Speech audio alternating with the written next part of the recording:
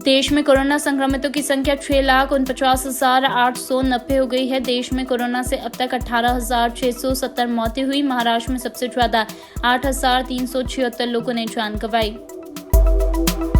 शुक्रवार को रिकॉर्ड 22,720 मरीज बढ़े और 14,420 से ज्यादा ठीक हो गए हैं। इस दौरान महाराष्ट्र में एक दिन में सबसे ज्यादा 6,365 मामले बढ़ गए। दुनिया भर में कोरोना वायरस से अब तक 1,19,09,680 लोग संक्रमित हो चुके हैं। इनमें 62,97,610 मरीज ठीक हो चुके हैं, जबकि 5,29,115 लोगों की मौत हो गई है। पाकिस्तान के विदेश मंत्री शाह महमूद शुक्रवार रात कोरोना पॉजिटिव पाए गए। कुरैशी ने खुद ट्विटर कर इसकी जानकारी दी। उन्होंने कहा, मुझे हल्का बुखार महसूस हुआ था, मैंने खुद को क्वारंटाइन कर लिया। अब टेस्ट रिजल्ट पॉजिटिव आया है। मैं अपना काम घर से करूंगा, मेरे लिए दुआ कीजिए। नेपाल के प्रधानमंत्री केपी शर्मा ओली के इस्तीफे पर फैसला अब सोमवार को हो सकता है। शनिवार को होने वाली स्टैंडिंग कमेटी की मीटिंग ऐन वक्त पर टल गई।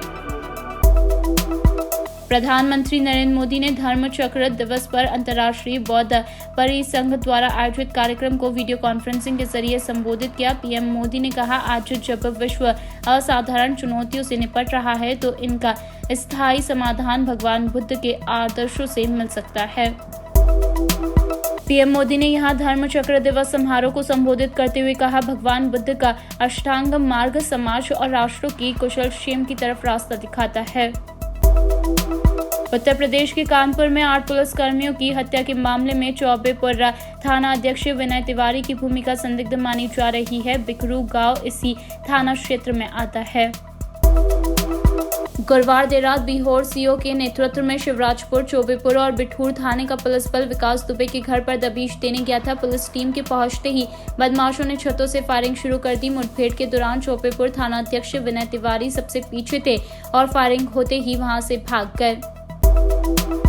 प्रधानमंत्री के मुख्य सचिव के विशेष सहायक के लिए कथित तौर पर काम करने वाले धोखेबाज के खिलाफ सीबीआई ने विभिन्न आपराधिक धाराओं के तहत मुकदमा दर्ज किया है। यह धोखेबाज डिफेंस डील से संबंधित काम करवाने के आश्वासन भी दे रहा था, जबकि पीएमओ में ना तो इस नाम का कोई शख्स था और ना ही इस तरह की कोई पोस्ट। भारत की सीमा के अंदर चीन के कथित अतिक्रमण को लेकर कांग्रेस सांसद राहुल गांधी लगातार हमलावर है। उनका दावा है, चीन ने भारत की जमीन पर कब्जा कर लिया है। अब राहुल ने एक वीडियो ट्वीट किया है जिसमें लद्दाख की चीनी सैनिकों की घुसपैठ की बात कह रहे हैं। मौसम विभाग ने मुंबई और आसपास के इलाकों में अगले 24 घंटे में भारी बारिश की चेतावनी दी है। शनिवार को इन इलाकों में रेड अलर्ट भी जारी किया गया है। अंतर्राष्ट्रीय उड़ानों पर लगा प्रतिबंध सरकार ने 31 जुलाई तक बढ़ा दिया है। पहले इन पर 15 जुलाई तक रोक लगाई गई थी। डीजीसीए के आदेश के मुताबिक इस फैसले का असर अंतर्राष्ट्रीय कार्गो फ्लाइट और विशेष उड़ानों पर नहीं पड़ेगा। बॉलीवुड एक्टर और प्रोड्यूसर अजय देवगन ने ऐलान किया है वह गलवान घाटी विवाद पर फिल्म बनाएंगे। फिल्म में इस विवाद के चलते भारत चीन सेना के बीच हुई झड़प में 20 भारतीय शहीद जवानों के बलिदान की कहानी दिखाई जाएगी। एमपी बोर्ड का 10वीं का नतीजा शनिवार को जारी हुआ। इसमें 63% स्टूडेंट पास हुए। ये पिछले साल के रिजल्ट से करीब 1% ज्यादा है। इस बार फिर छात्राओं ने बाजी मारी है। इनमें 65% छात्राएं पास हुई है।